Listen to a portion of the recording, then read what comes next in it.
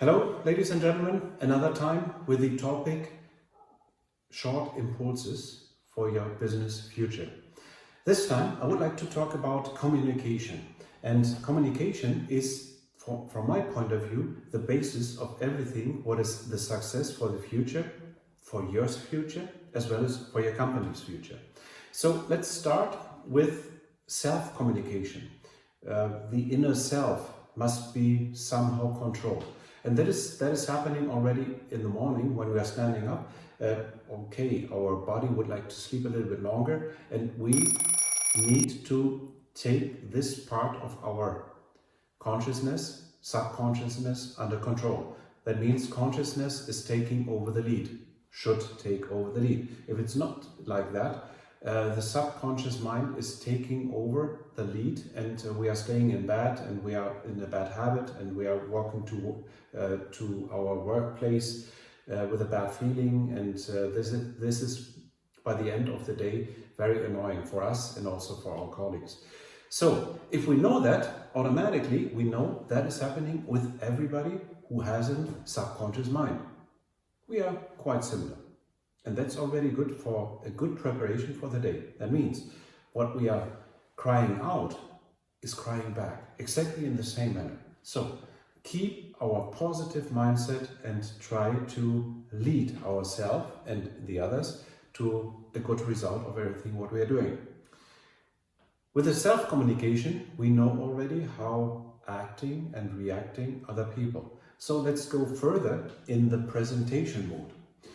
It's a keynote speech, it's a presentation in front of your bosses, it's a kind of presentation and a speak round, it's a dinner speech or whatever is necessary.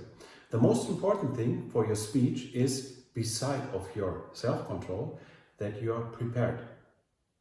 A good preparation of your objective, as well as a good knowledge what is your audience.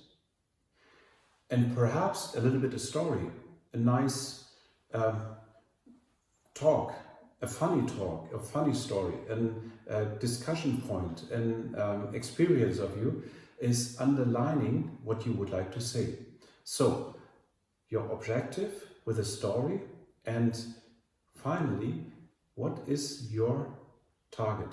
What would you like to reach with this speech? This is important. If you have this around, only think about your audience, what they would like to hear. Perhaps not exactly what, but how. How you want to treat them, that they will give you the thing what you need by the end of the presentation. Might be an applause, might be a signed contract. If you are not used to make speeches, then there are two topics what usually happen. One is you are nervous. And the other thing, you might forget what you would like to talk. And usually in presentation with a piece of paper in your hand, it's the second best choice. So let's try to do it without the paper. And there are two possibilities to get rid of the nervosity. First, count 5, 4, 3, 2, 1, and then up to the stage. 5, 4, 3, 2, 1, and then start with the talk. Why? Because your subconscious mind is then busy with counting and don't have any time to make you even more nervous. That's one. The second one, did you know that nervous feeling is exactly the same like an enthusiastic feeling? So my way of doing it, it's redefine my nervous feeling into an enthusiastic feeling. And that's biologically exactly the same. Only the psychology thing is a little bit different, and that is, okay, I'm lying to myself, but it doesn't matter. We are reaching out to the audience with an enthusiastic feeling, and they feel it as well. When I'm coming to a stage like that, with a good mindset, with a good mood, with a good message for everybody, I'm enthusiastic. I'm not nervous. Try it, and you will see it will work.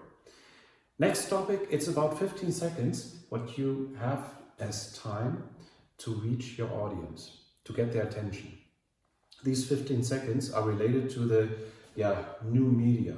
if you are going to a YouTube channel, to a Weimar channel, to an advertise or whatever is necessary, they counted about 15 seconds to reach the heart of the audience. And that is quite important also for you.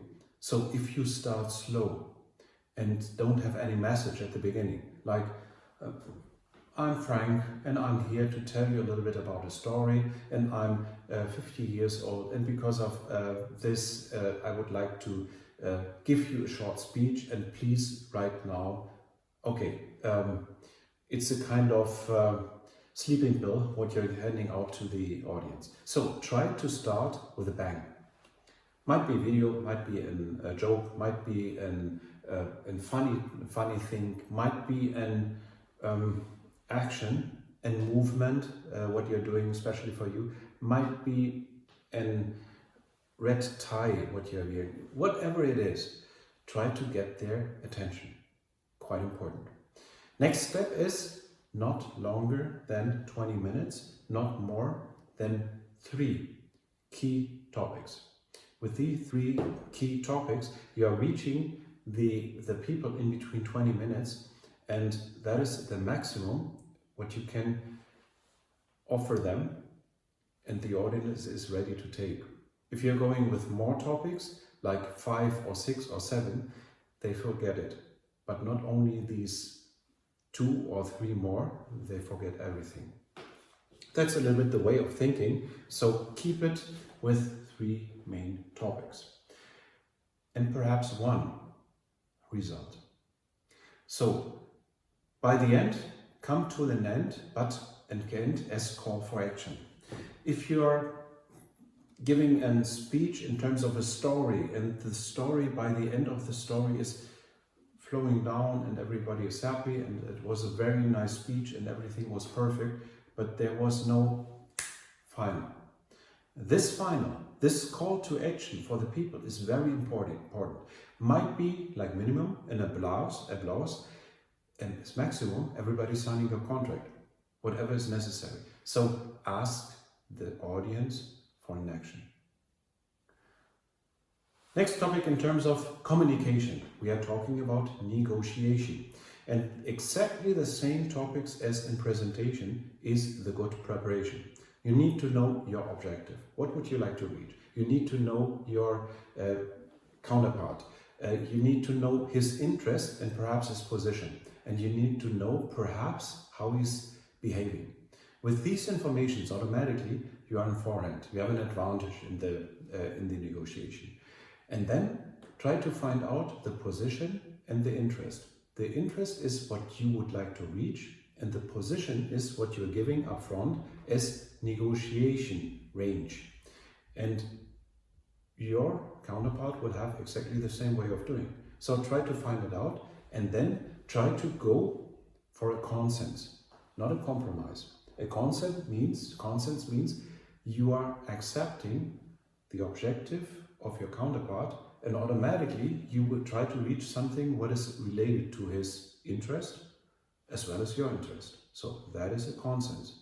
If you are dealing with one a little bit lower, another one a little bit higher, and again, that's a compromise. A compromise from my point of view, is a lose-lose situation.